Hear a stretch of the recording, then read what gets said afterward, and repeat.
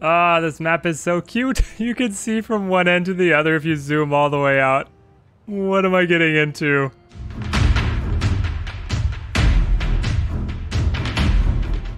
Here we are with Timberborn. We are back in the hard mode, but this time playing on Diorama, which is the game's smallest map, 50 spaces by 50 spaces. We are going to have to utilize every single inch of space to be able to survive here on hard difficulty. Going to have to pull out every single trick that I know how to be able to weasel out of this one.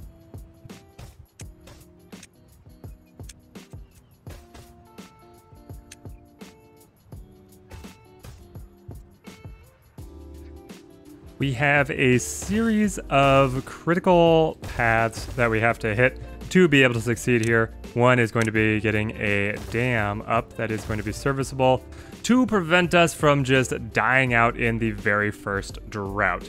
And it means that we're going to have to postpone building shelter for our beavers, which is going to put a little bit of a damper on things. We are playing as the Folktails, so having housing available is crucial for them to be able to maintain their population.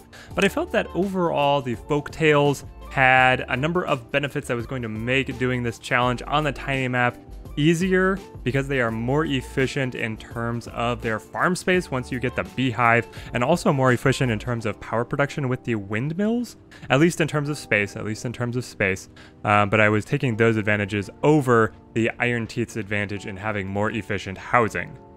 Oh, almost forgot to get the inventor down. As soon as we get the dam, I'm actually going to put priority on the inventor because we have a whole lot that we need to research. We need to get access to the forester extremely quickly. Otherwise, we hit the bottleneck of running out of wood on the map. There really is not much forest here on Diorama. The map is tiny, so what would you expect? Dam complete, and that is going to be able to maintain water through our initial droughts.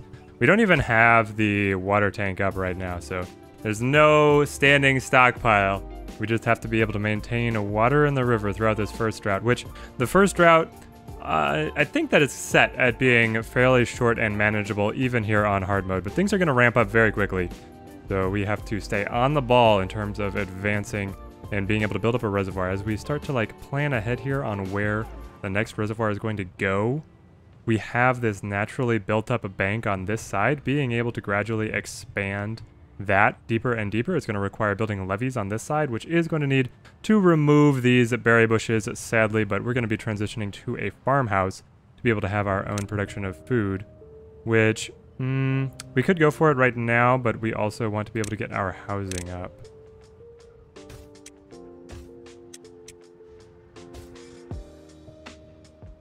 There it is, 3 days until the very first drought. It's wasting no time. Drought has begun. It's going to run for 5 days. I think our reservoir is going to be able to hold out there. We've cleared this forest all the way to get a path up to be able to clear this upper forest. And then unfortunately, even though we have a natural land stair over here, we don't have one to be able to get up here. So we have the bottleneck of science points to be able to unlock anything more. Forester is 60, so we are able to just get that right now, which we're going to go for. But the critical thing here is that this requires planks. So we're going to have to go into industry right now.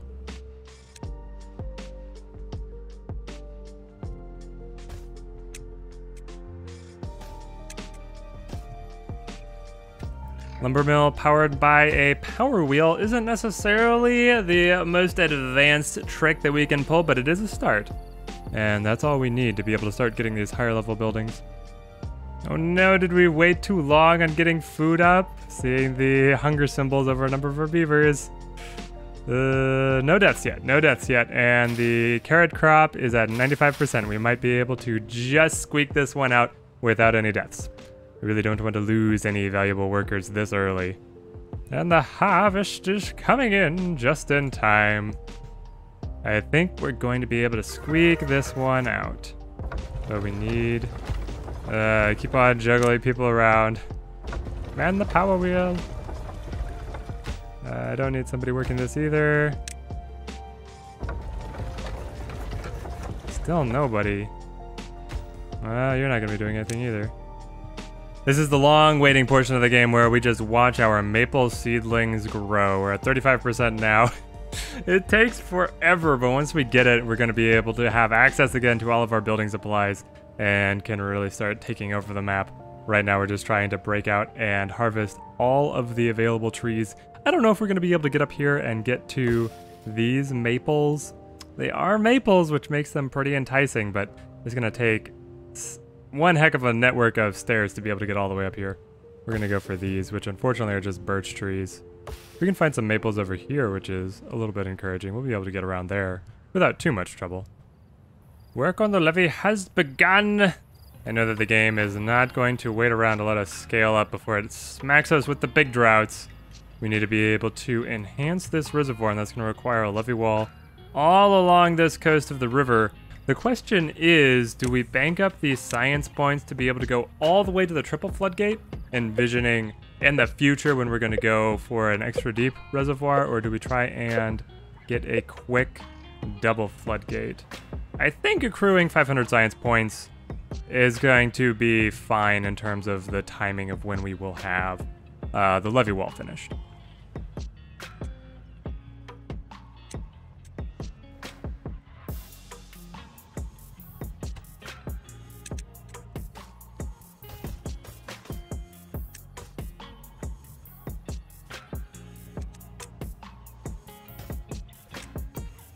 Here we are, planting our aquatonic blueberries down here in the drain-off right after our reservoir. So the hiccup with marking like crops, trees, berries, etc., for areas that will be submerged, at least part of the time. They will continue to progress in terms of development, even if they are underwater, but you cannot replant if they are underwater. So my take then is that the best pick to what to plant here is the blueberries, because unlike everything else, after being harvested, they do not require being replanted. They can just continue their cycle to develop new berries. And now they are not the most efficient source of food, but being able to have an extra source of food in an area of space that we would otherwise not be able to use for anything really is an advantage to us. We're trying to just pinch our pennies, make it out of here on this crazy map.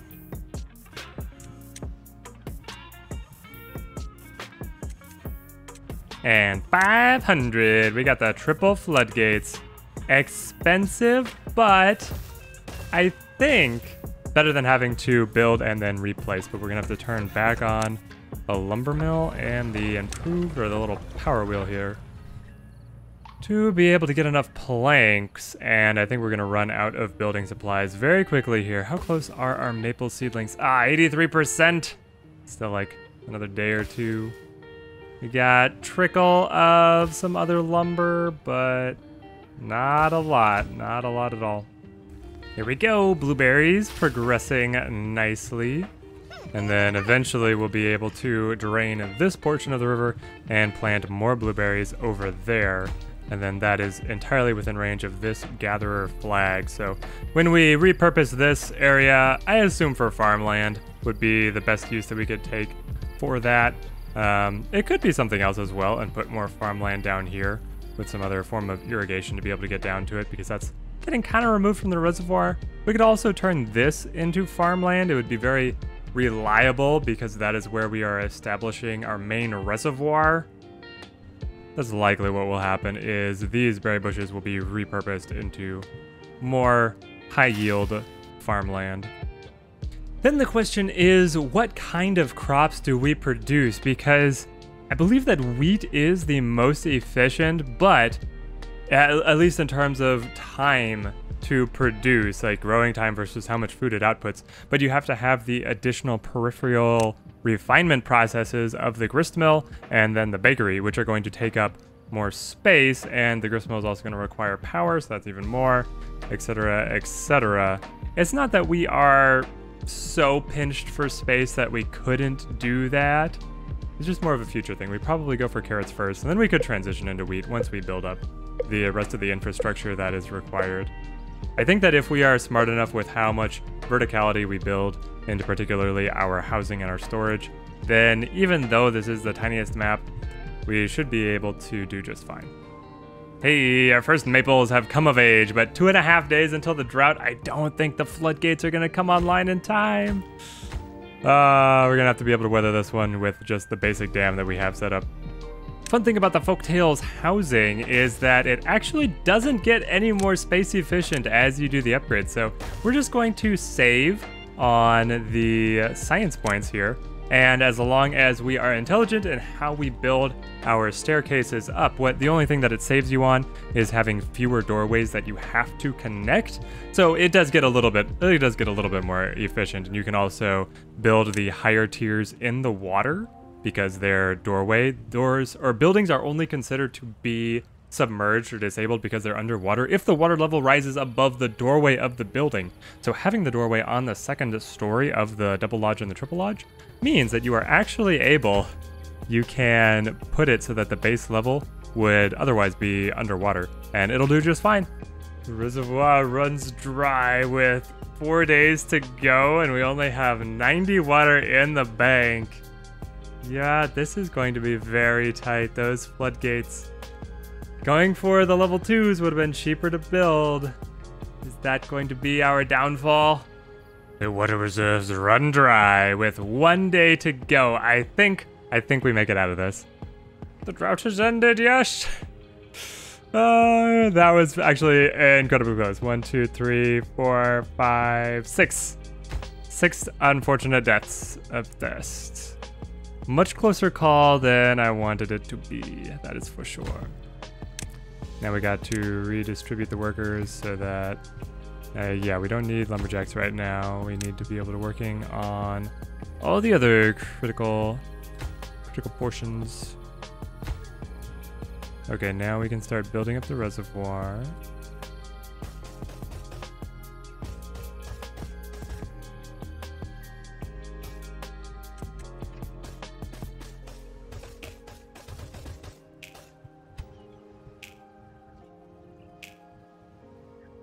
Now, my understanding of how aesthetics works here is that if we build a decoration, it attaches to the building and then is going to apply the aesthetics boost to the entire building. And so it's because it's tied to all of our housing, it should supply aesthetics for all of the beavers in the entire district. And if you look here at the effective aesthetics, we'll get a 10% working speed just by putting down this single roof tile. So yeah, bump up that, and we'll take the 10% across the colony. Hey, it's kind of working the way I thought it would. Maybe it doesn't actually apply to the entire building. It could just be the radius that it shows. I thought it still, because it highlights the building. Interesting. But if it really did apply to the entire building, then I would expect aesthetics to be supplied for all of the beavers in the colony. As it is, half of them have to pass by it to be able to get to their doorways, so I think that is what is triggering it. Maybe I should have gone a little bigger. Picked up one of these larger roofs. Alright, we didn't install these triple floodgates to have a tiny reservoir back here. So we are building up. We're going to have to blockade the edge of the map so that we don't get runoff out of there. Have a wall of levees that'll go up out there. And then we're going to have to retool this section. So much flooding now that we have standard water flow restored. We're going to retool this section so that we have a levee wall extending, and then we can use this next level of the built-up bank to be able to extend the reservoir to the max that the floodgates are going to allow us to have. Though we could then build another level on top of that, pull the floodgates all the way up, get an extra half level out of things. I mean, it'll be worth it. We'll do it eventually. We would like to go even higher and then try and finagle being able to keep this reservoir a little bit deeper, and then ultimately bring in the dynamite, blast out more storage volume. But we have a long way to go to be able to get that. Our plank production just cannot seem to keep up. Oh, 13 days to survive this drought. That's the longest we've faced yet, though last time we weathered it just fine with the extended reservoir. It was a super short one, though. They gave us like a 9 and then a 6. Gave us the off drought. This one's gonna be a real test. I think we make it, though. Oh no, the drought extended long enough that we lost everything in the fields. So now, waiting for the crops to come back around, our storehouses are completely depleted of food, and we're just surviving on blueberries. Back to the good old days. It's like, we'll just play, we'll just be camping, eat camp food. Snack on the blueberries. Another one dies. No, my population just rebalanced. This mode is brutal. Okay, 10-day drought this time. We can handle that. That'll be no problem with the extended reservoir. Current project is to be able to build up this additional wall so that we can go yet a tile deeper. We have to block off from here to be able to keep it from running off the map again. And this reservoir just feels really small, but then again the map is small and my population is small, so it should all balance out. Except the evaporation coefficient is still going to steal away my water just with the longer and longer droughts. So we're also trying to build up the gear workshop. Go progress toward getting dynamite, and then we can carve this out to have as much volume of water as possible. The forester is pretty well balanced. The lumberjacks are really not even getting to the back. And I could always build more lumberjacks, but right now I don't have any expendable population, so we are leaving it as it is, and I'm also not short on lumber, so that's fine. The bottleneck is planks. So many of my buildings require planks, but I could go for an additional lumber mill here, but I kind of want to make this a location for a paper mill. So I've held off, maybe longer than I should have. Oh, it's running dry, okay. Give it a little bit more here. Keep these going as long as possible. Keep the crops green as long as possible so we recover. We're banking a lot. We're back up basically to where we lost things because with the second farmhouse online, we produce more than enough. More than enough food to be able to sustain our meager population.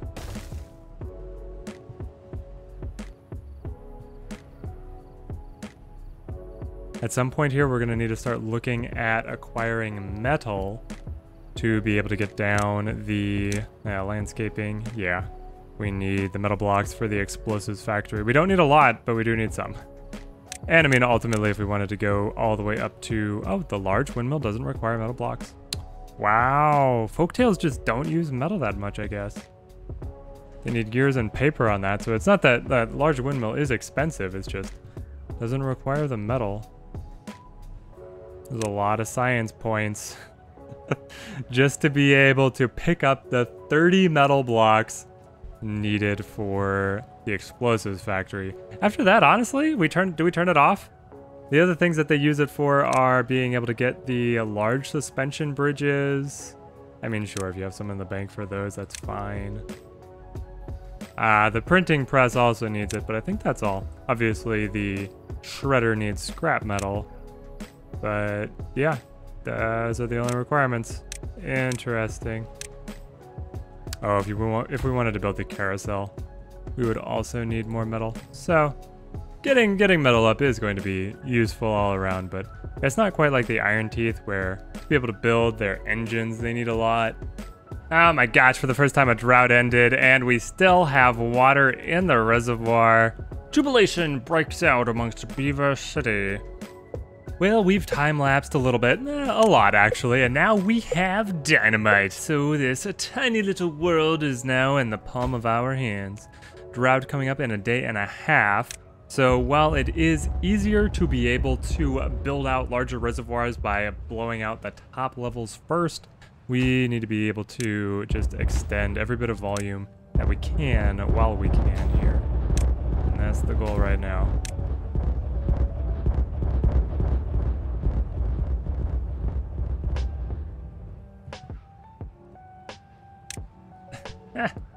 It looks like the explosions actually threw runoff over the dam wall.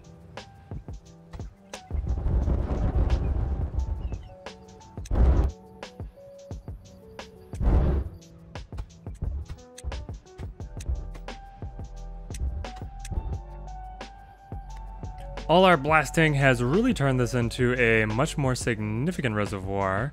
We have a drought coming up in half a day to be able to test our new reserves against what hard mode here can throw against us. We still have a few levels down to go to be able to increase the volume here, but at this point, gains in terms of the percentage of volume we're going to be increasing the reservoir.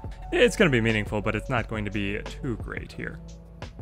The next step will also be to clear away all the scrap metal from on top here and be able to dig out this corner. But again, if you look at the size of the overall reservoir versus what this corner is holding out, it's not going to be much of an increase for the reservoir. I think for being able to gain a more meaningful increase, they're throwing us just a 14-day drought here. I was able to survive a 20-day drought earlier with a smaller reservoir, so this should be no sweat. We've also upgraded the dams over here to a floodgate so that we can actually bottle it up to a full height of 1 rather than having it spill off once it gets to like 0.6, 0.7 with the dam. I would actually like to see building a second runoff, cutting it through here, and then building up levees all around here to make this kind of a basin to be able to hold additional water for us. Though right now that doesn't seem to be necessary. Our wind farm is working really well to be able to be the heart of industry here. These guys are actually really efficient in terms of the space that they take up, which is awesome for this map. The engines, so the confliction is that you can't build another windmill within 2 spaces of 1. And you could pack in a number of the Iron Teeth engines in this area, but then they're going to be consuming so much logs for fuel that you would need to have a much larger area to be able to be growing trees, having foresters, irrigate that whole area, have the lumberjack flags and all the haulers to be able to supply the engines. And so then your industry runs without any interruption, which is incredibly convenient. But in terms of just saving space and also population on this tiny little map, the windmills are doing great for us, and we're slowly upgrading them. You can see there's the difference, the little ones and the big ones here. The awesome thing about the large windmills is that there's actually times where the wind scales down to the point that the small ones are not running at all, but the large ones are able to run. There, they all stopped at once. But hopefully I'll get a snippet to be able to show off where the large one is running and the small ones aren't.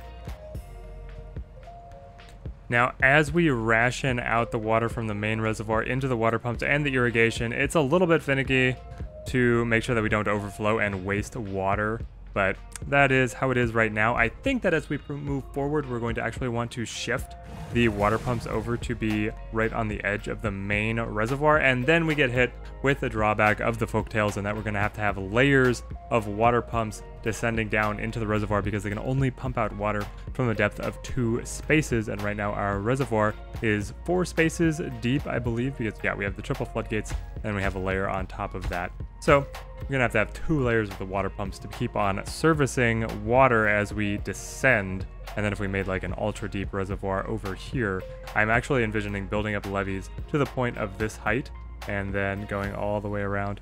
We'll see how practical or how well that actually works. We're gonna hit a bottleneck of just how much water is actually produced between droughts from these 2 water sources. Only having 2 water sources means that there's kind of an absolute limit of the amount of water that we're able to bring in between droughts. Drought handled with plenty of space to spare, but there will be longer ones coming, so we're going to have to make sure that we are going to be prepared.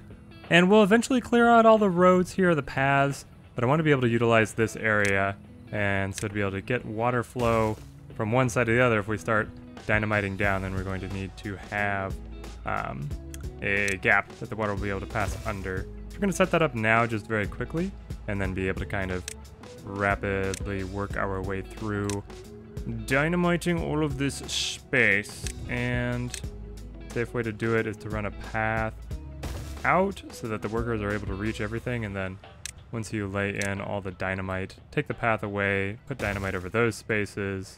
It becomes a whole process.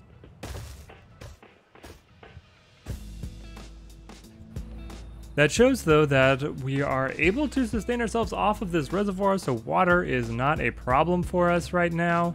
Our food supplies have been going up and up. Our industry is thriving, so I think it is time to hit this tiny map with a population boom and challenge ourselves to be able to see just how large of a population we are going to be able to support out of diorama.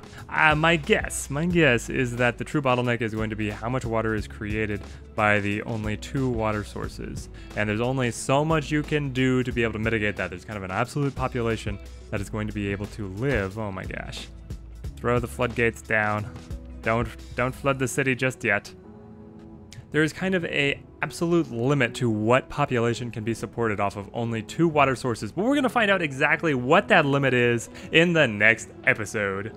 Thank you guys for watching. Let me know down in the comments if you have any tips on how we can potentially maximize our population here on Diorama. Hope to see you guys in the next episode.